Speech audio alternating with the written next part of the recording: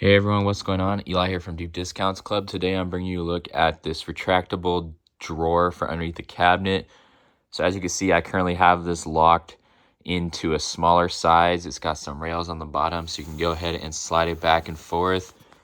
And then I can also expand this thing and make it larger. It comes with screws to go ahead and screw these rails down to the bottom of the cabinet, but you don't even have to use that. You can just use these double-sided adhesive strips. There's 4 of them, and as you can see based on the installation guide, it's super easy to set up. So this drawer makes it very easy to access stuff underneath your cabinet that you normally have to reach underneath the cabinet to grab. So this is great for like a kitchen, great for like a bathroom, and just the quality of the materials is amazing. You actually are able to retract this using that pin right there. You just push those in on either side, and that's how you get adjust the size of it to fit your cabinet. So I'm really liking this thing. I like how there's walls on each of the sides, which allows this thing to hold in things and nothing's falling out.